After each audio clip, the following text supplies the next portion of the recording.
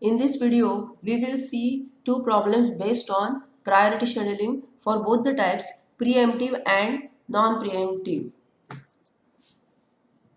So here the problem is given, we have to apply priority based CPU scheduling but non-preemptive type. Okay, so remember this is non-preemptive. Now we already learned that in non-preemptive type, if CPU is allotted to a process, then CPU cannot be taken away before the completion or termination or waiting of the process. Okay. Here you have to remember that what they have given, 7 is the highest priority and 1 is the lowest priority. Okay. What we have to calculate? Turnaround time and waiting time. So what is given? Given is process number, then arrival time, burst time and priority. And what we have to calculate? We have to calculate completion time, total turnaround time and waiting time. Okay. So this is given P1 to P7. There are 7 processes. The arrival time is given, corresponding arrival time, corresponding burst time and priority time. Priorities. Now we have to calculate, we have to draw the Gantt chart.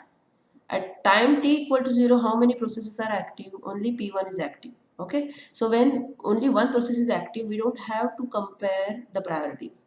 So in Gantt chart, we'll start with time t equal to 0. We will assign process 1. Okay. Time t equal to 0. And since it is non-preemptive, okay, processor will allow to complete process 1. So what is the burst time? Burst time is 4. So at time t equal to 4, P1 is over.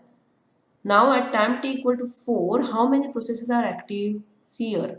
Time t equal to 1, 2, 3 and 4. So there are four processes active at time t equal to 4. So we have to compare the priorities of P2, P3, P4 and P5. Which has the highest priorities? P3 has the highest priority 7. So we will assign P3. Okay. So at time t equal to 4, P3 will start. What is the burst time? Burst time is 1. So 4 plus 5 is 1. Okay. So at time t equal to 5, P3 is completed. Now at time t equal to 5. Okay. So now you just mark here. P1 is completed. P3 is completed. Okay. Now at time t equal to 5, this becomes active P6. Okay. Now we have to compare how many this P5, sorry, P2, P4, P5 and P6. Which has the highest priority among this?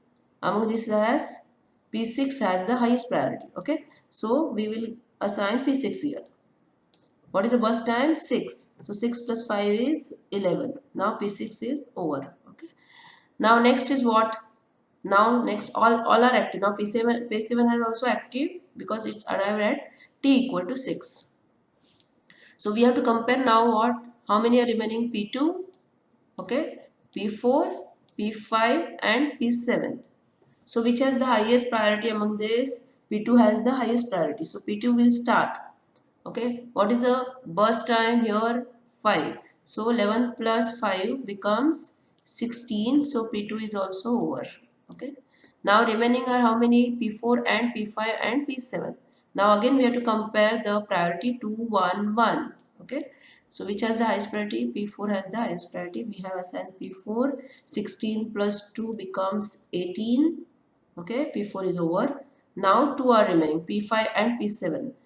See here now, priorities are same. So what I told you last lecture, that if the priorities are same, we have to implement first come first serve algorithm. So who has entered first? See here, P5 entered at t equal to 4 and P7 entered at t equal to 6. So first entered process is which one? P5. So we will assign next P5. Okay. So what is the burst time? 3. So 18 plus 3 is 21. And at t equal to 21, the last process is assigned, that is P7. What is the burst time? 1. So 21 plus 1 becomes 22. Okay. So the Gantt chart is ready now. Now what we have to calculate? Completion time. So what is the completion time of P1? See here, P1 is completed at time t equal to 4. So we'll write 4. Okay. Then P2 is completed at time t equal to 16 here. So 16. P3 is completed at what time? P5. Okay, so sorry, 5, t equal to 5. Then P4 is completed at time t equal to 18. P5 is completed at time t equal to 21. P6 is completed at time t equal to 11. And P7 is completed at time t equal to 22. Okay, so you got this completion time. Now we have to calculate turnaround time. Okay, so here I have written turnaround time equal to completion time minus arrival time. So we have already calculated the completion time. Suppose it's A and arrival time is B. Okay, so we have to minus A minus B. So 4 minus 0 is 4. 16 minus 1 is 15. 5 minus 2 is 3. 18 minus 3 is 15. 21 minus 4 is 17.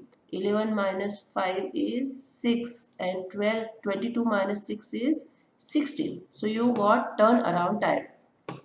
Now we have to calculate waiting time. Waiting time is equal to turnaround time minus burst time. So turnaround time is suppose C. So C equal to A minus D. Okay, sorry. Waiting time is equal to C minus D. So waiting time is what? This C minus D. Okay. So 4 minus 4 is 0. 15 minus 5 is 10. 3 minus 1 is 2. 15 minus 2 is 13. 17 minus 3 is 14. 6 minus 6 is 0. 16 minus 1 is 15. Okay.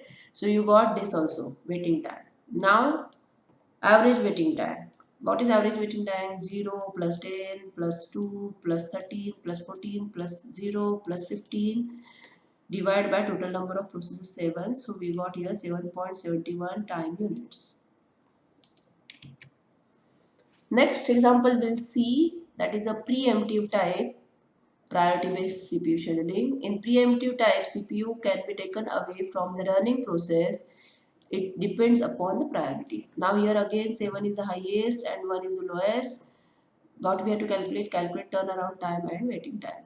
Okay, here again the process number, arrival time, burst time and priority is given, and we have to calculate completion time, turnaround time and waiting time. Okay, so P1 to P7, 7 processes are given. We have to plot the Gantt chart. So t equal to 0, any process is active? No process is active. So we'll keep this as blank. At time t equal to 1, how many processes are active? P1 is active. Okay, so P1 will start at time t equal to 1. At time t equal to 2, how many processes becomes active? See here, P2 and P3. Okay, so P2 and P3 has priority 5 and 7 respectively, and this is 4. Okay, P1 is not yet completed, but the priority of P1 is lesser than P3 and P2. So maximum priority, highest priority is who has P3. So we'll allot it, we'll give schedule P3. Okay, so at time t equal to 3 again. Now check, time t equal to 3, P1 has not completed, P3 has also not completed, but time t equal to 3, P4 arrives and it has the priority 8, and 8 is the highest priority, so we'll assign that 8 here.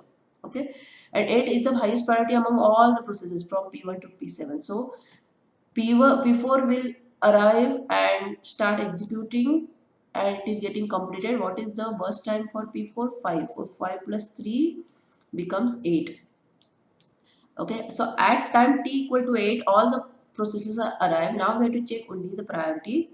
Okay, so how many are over? Till now only P4 is over, not P4, P1 is not over yet. Okay, so after P4 we will check which has the highest priority. After P4, P3 has the highest priority. So we'll schedule P3, and what is the burst time? 3. So 8 plus P3 has burst time 3. So 8 plus 3 is 11 actually, but we cannot take 3 because one second is already, millisecond is already over. So we have to add, how many are remaining? 2. So 8 plus 10 8 plus 2 becomes 10. Okay. Then After P3, so P3 is over. Now P3 and P4 is over. After P3, which has the highest priority? P6 has the highest priority. And what is the burst time? 2. So 10 plus 2 becomes 12. P6 is over. Okay. Then after P6, which has the highest priority? P2. P2 has the highest priority. And what is the burst time? 2. So 12 plus 2 becomes 14. P2 is over. Okay, so what, how many remaining? P5, P7 and P1. So P5 has 5 highest priority and burst time is 1. So P5 14 plus 1 becomes 15. P5 is over. Okay, and then P1 and P7 is remaining. The highest priority is 4 for P1. So we'll allocate P1. 1 millisecond was already over here, so becomes, this is 3. Okay, this is 3. So 15 plus 3 becomes 18. And the last one is, so P1 is also over, and the last one is P7. P7 bus time is 1. So 18 plus 1 becomes 19, and this is P7 is also over. Okay, now completion time. As we have calculated before, completion time, what is completion time? P1, see here, P1 is completed when, is it completed to, no, P1 is completed when 18. So right here 18. Okay, then P2 is completed when, P2 is completed here, P2 is completed here 14. Okay, then P3 is completed 10. Okay, P4 is completed at 8. Then P5 is completed 15. P6 is completed at time t equal to 12.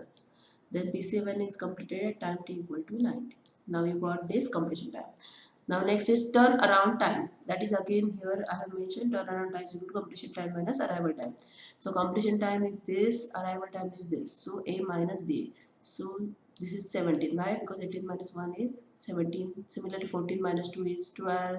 10 minus 2 is 8. 8 minus 3 is 5. 15 minus 4 is 15 minus 4 here.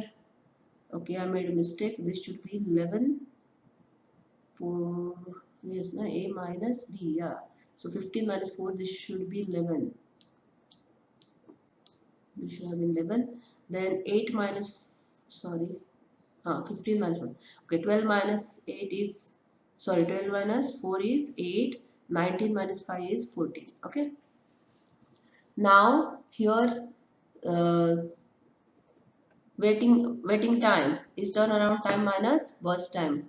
Turnaround time minus burst time. So 17 minus 4 is 13. 12 minus 2 is 10. Then 8 minus 3 is 5. 5 minus 5 is 0. Now this is 11, right? 11 minus 1 should be 10. So let me correct it. Let me correct it. This should be 10.